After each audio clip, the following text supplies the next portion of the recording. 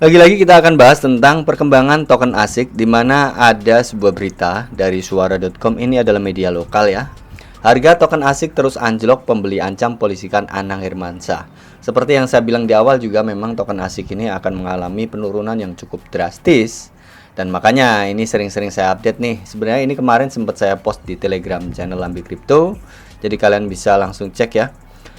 Dan bagaimana sebenarnya nasibnya untuk holder token ASIC nih ke depannya ya. Sebelum itu kita akan coba lihat dulu untuk price di Indodex-nya. Untuk price di Indodex, dia memang sempat mengalami penurunan sampai ke 10 bahkan 11 IDR, dan ini dari pertama listing sampai sekarang ini benar-benar turun secara drastis dan cukup fantastis ya.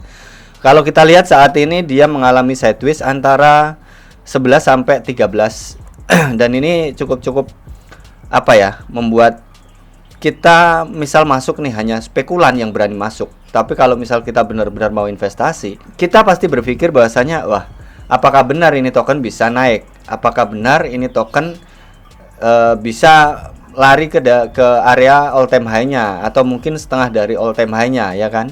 Misal ke 33 atau 37 ya. Misal untuk pun target paling ke 30 gitu ya. Tapi kita tahu persis bahwasanya ini adalah token micin ya. Token micin yang belum memiliki fondasi yang cukup kuat, belum memiliki kayak kejelasan project, metaverse-nya juga belum jadi, karena di sini hanya game fee ya, bukan metaverse ya. Jadi kalau kita lihat pun perkembangan dari websitenya juga begini-begini aja. Ini kayak semacam simbol saja gitu loh, semacam simbol saja dari keluarga artis Anang Hermansyah. Sampai mana sebenarnya untuk press release website dan sebagainya. Ini global community, wishlist, habis itu decentralized exchange, PancakeSwap, CoinGecko udah semua, Web3, P2E games, setelah itu NFT marketplace, NFT collaboration, certic audit. Nah, ini tuh mereka butuh sesegera mungkin menciptakan demand dari perkembangan ini gitu. Tapi kalau misal saya lihat nih dari pihak ASIC sendiri, dari marketingnya itu kurang.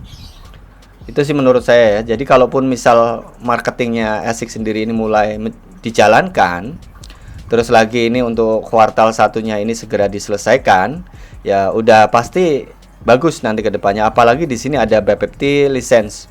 Nah, ini kemungkinan besar bisa menarik perhatian cukup banyak ini. Nah, ini ada Global and Indonesia Centralized Exchange listing, kan sudah listing di Indodex. Mungkin kalau ASIC bisa ke sini, dia menciptakan demand yang cukup fantastis sih.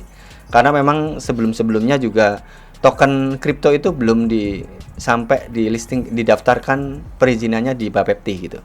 Dan apalagi saat ini untuk perkembangan projectnya sendiri masih baru kayak download game congklak gitu loh. Yang gamenya sendiri itu nggak bisa sih menurut saya menciptakan demand yang cukup bagus. Kecuali memang ASIC ini kemarin terjunnya ke metaverse, bukan game fee dan NFT gitu. Jadi kalau buat holder ASIC ya menurut saya ya harus pantau roadmap-nya ini, karena memang di sini ada banyak kecewaan. Ini rilis berita ini kemarin ya di tanggal 23 Maret, sorry. Nah, di sini harga token ASIC itu turun anjlok ya, pembeli ancam polisikan Anang Hermansyah. Nah, ini kan cukup membuat bad news menurut saya. Jadi bukan hanya ini lebih ke holdernya yang panik nantinya gitu. Kalau misal berita ini banyak dinaikkan, kebetulan saya sendiri nggak hold ASIC sih, karena memang ini kan hanya permintaan teman-teman perkembangan tentang ASIC. Merambah dunia NFT ya lewat ASIC berujung masalah, malah harga ASIC token ini kabarnya turun drastis hingga membuat para pembeli rugi besar. Imbas merosotnya harga token ASIC ini, Anang Hermansyah diminta para pembeli untuk bertanggung jawab.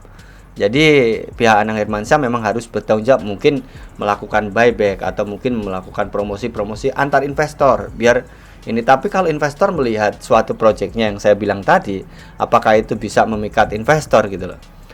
Sementara itu kayak simbol doang gitu loh. ASIC token ini tiap hari terjun bebas, sekarang sudah menyentuh harga 11 IDR atau 11 rupiah. Dari data yang kita lihat tadi pun memang dia all time low-nya itu sampai 11 IDR. Itu cukup gila sih menurut saya. Bahkan di sini sempat ada testimoni, gue modal 150 juta beli harga 65 loh. Sekarang kerugian mencapai 70% lebih kata dia. Ya gila aja gitu loh. Duit berapapun ya anjlok, ya pasti menderita. Apalagi dia beli di area all time high-nya.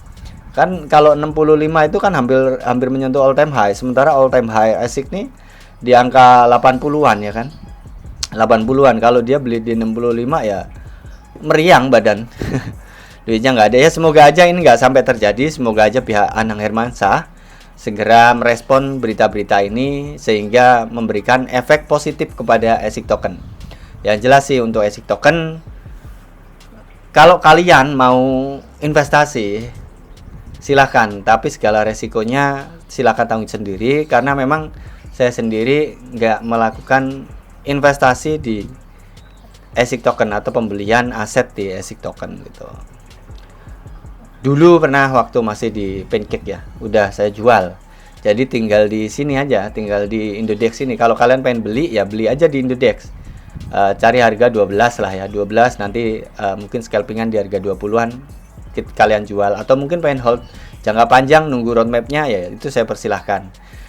Dan semoga aja ASIC token segera melakukan banyak promosi sebaiknya biar meningkatkan demand agar harga ASIC token itu naik.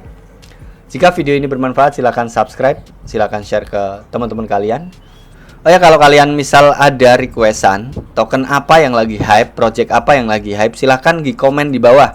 Nanti akan saya bantu naikkan di video ya. Silahkan pokoknya komen-komen project apa yang lagi hype. Itu aja teman-teman ya. Selalu berhati-hati dalam berinvestasi, selalu jor, pertimbangkan segalanya. Semoga kalian sehat selalu dan cuan. Ikuti terus channel ini. Wassalamualaikum warahmatullahi wabarakatuh.